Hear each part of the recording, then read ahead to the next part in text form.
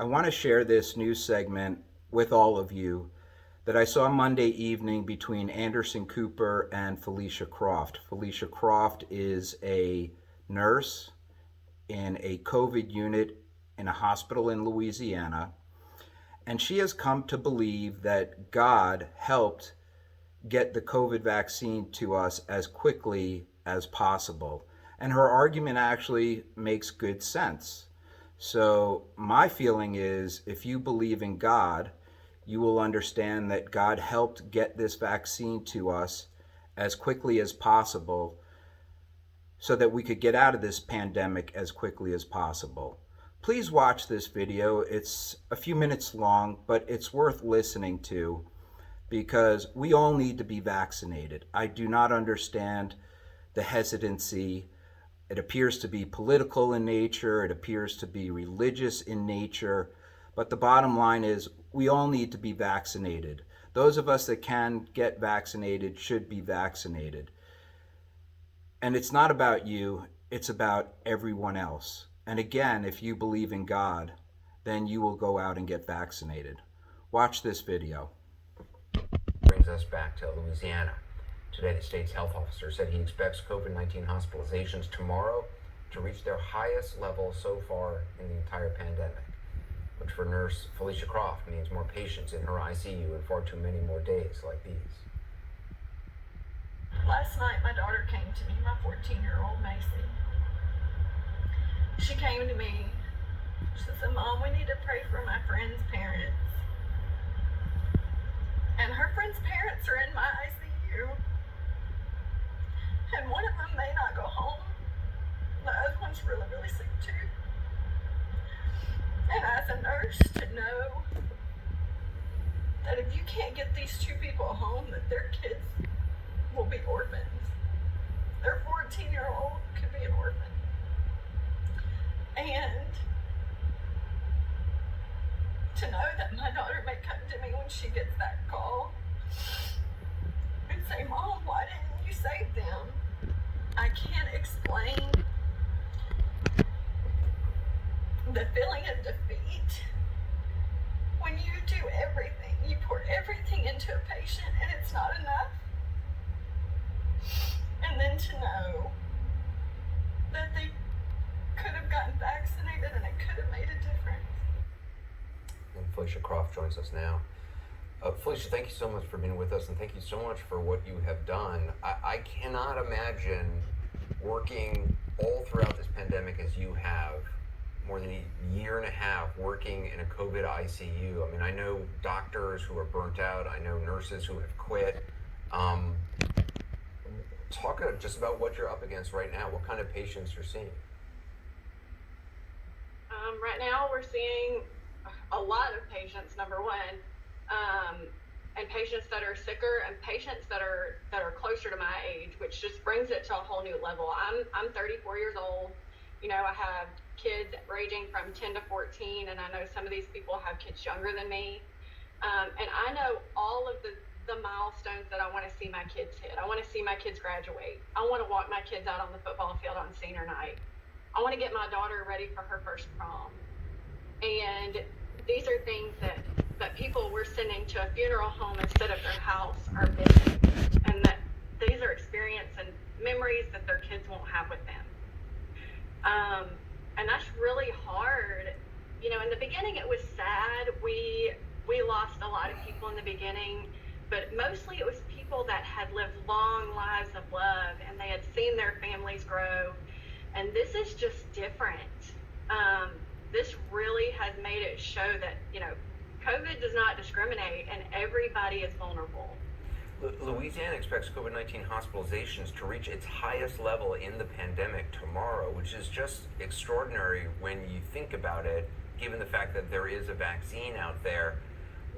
What's it been like to, you know, work every day seeing this in the most intimate, horrific way possible, and then to leave the hospital and hear people talk about, you know, not wanting to wear masks, and it's annoying, and I mean, you know, it's difficult, and they're just not going to do it. I mean, what is that? That's got to be a weird juxtaposition. Well,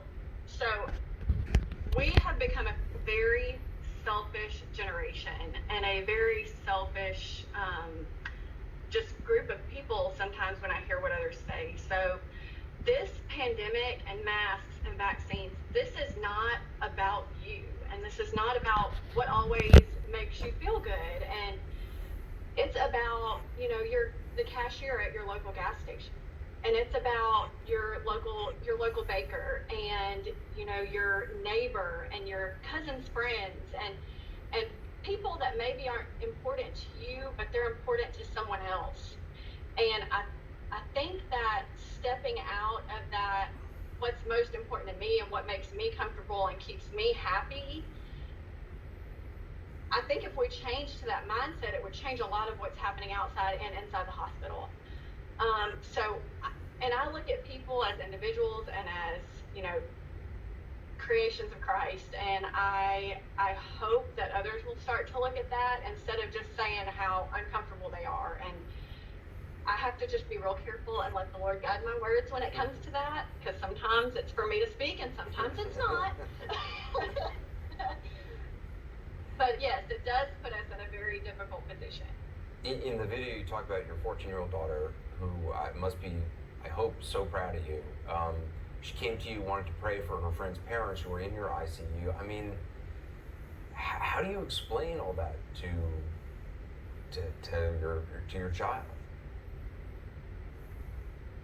So, when she comes to me, we number one, we pray for, and we tell God, not that he doesn't know, but we ask him what we hope for. And of course, we hope that they get better and we hope they come home. But we also hope that God prepares us for whatever his will is, whether that is or isn't, and that we can use whatever testimony from here on. And, just reminding her that God has a purpose and a plan and that we are part of it. And, whether that's in a good, happy light or, just to love on someone when they need us, we just have to be prepared to let God use us either way.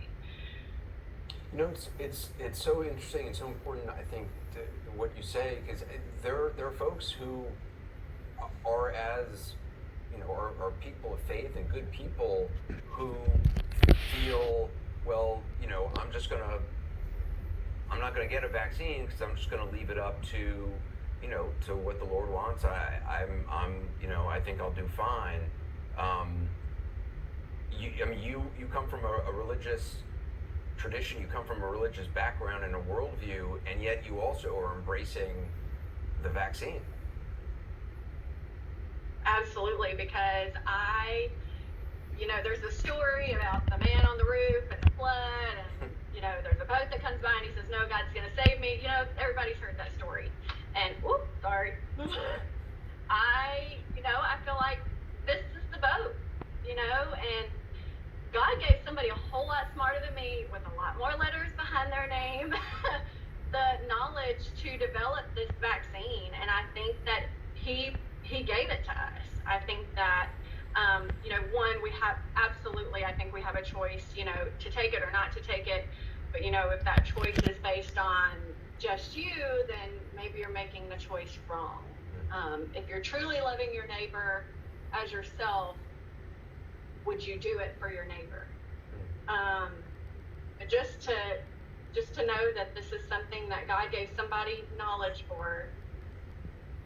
I feel like that's a reason to embrace it. I did not get the vaccine when it first came available. I was nervous. I had questions. There were things I didn't understand, like a lot of the same questions that people ask me now. How is this safe? How did we come up with this so fast? How do we know, that we can trust this? And so I did my own research and I talked with my doctors. And the more I did my own research, I'll tell you, I am a firm believer that God is never taken by surprise. And the more I researched, the more I saw that mRNA research started back in the 1980s. Yeah. So in the 1980s, God knew this was coming. And he gave somebody smarter than me the knowledge to start to lay this foundation. And this foundation has built and built until now here we are, and we had everything we needed to get this vaccine out quickly to people. Yeah. It is a medical miracle. in so many different ways. Felicia Croft, it's awesome to talk to you, and I mean, just bless you for what you're doing. I really just think it's extraordinary what you and everybody in the medical community has done and continues to do. And thank you so much. I appreciate it.